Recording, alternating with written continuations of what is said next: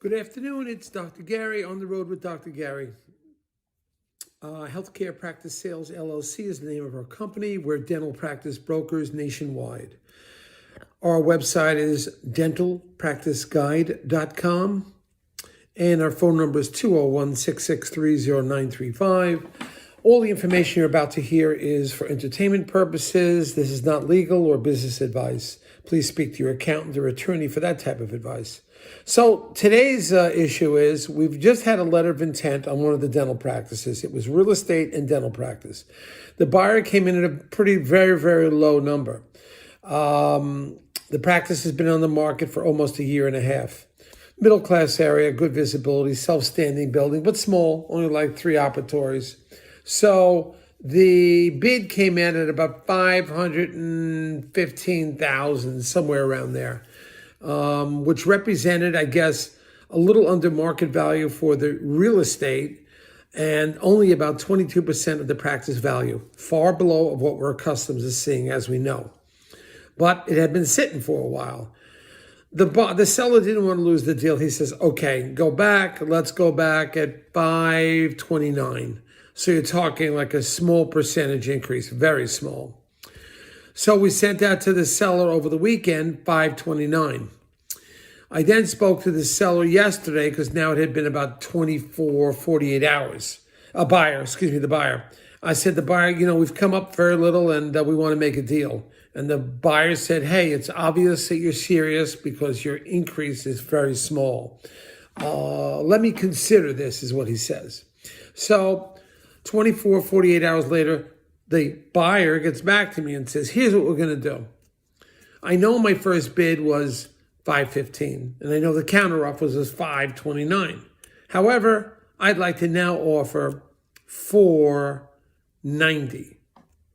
I'm like, what are you talking about? Your bid was higher. Your starting bid was higher.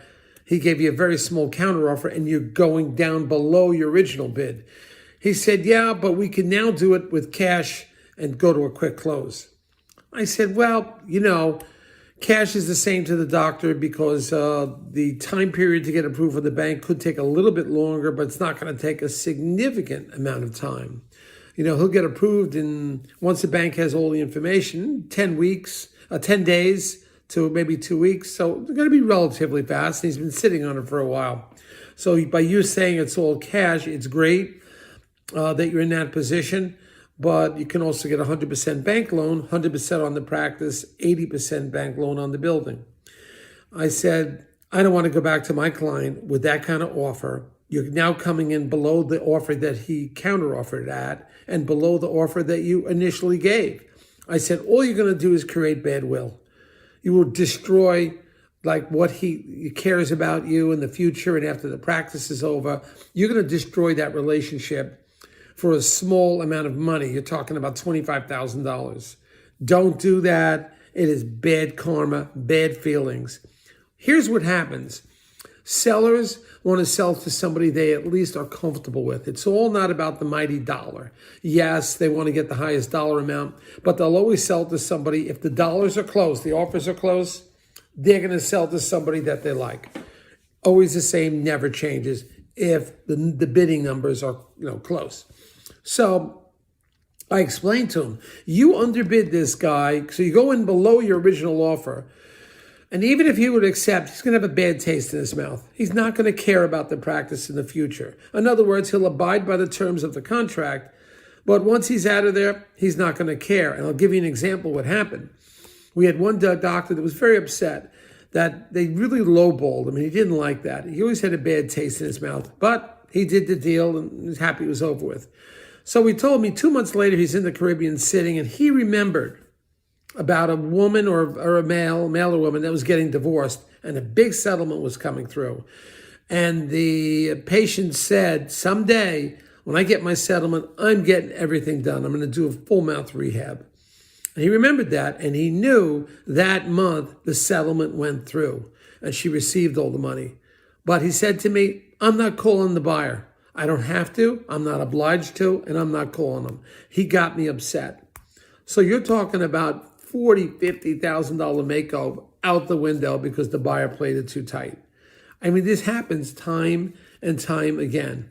Another instance where the seller felt he was really beat down too far. He did the deal. Yes, he was happy to sell the deal, but still did the deal. Always felt he sold it way too cheap and somebody beat him up because he wanted to get out.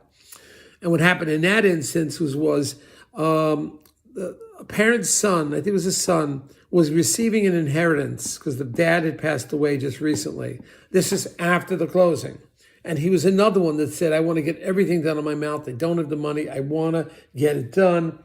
And my father's older, and he told, I'll be passing on soon, and I'll be getting an inheritance. I'll then have the money to go forward. That was another instance where the seller told me, a couple months after closing, that guy did get the inheritance, and I'm not telling the buyer about it. I just have a bad feeling in my gut, and I just was unhappy with the deal, and I'm not telling them about it, and I'm not obligated by contract to tell them about it. The message is never turn off the seller. Don't underbid so low that you get a great deal, but then the seller's angry. And it can work against you, and you'll never know it. So don't piss off the seller. Do whatever you can. Be fair and equitable, and in the end, it'll work out for you. All right, signing off, Dr. Gary.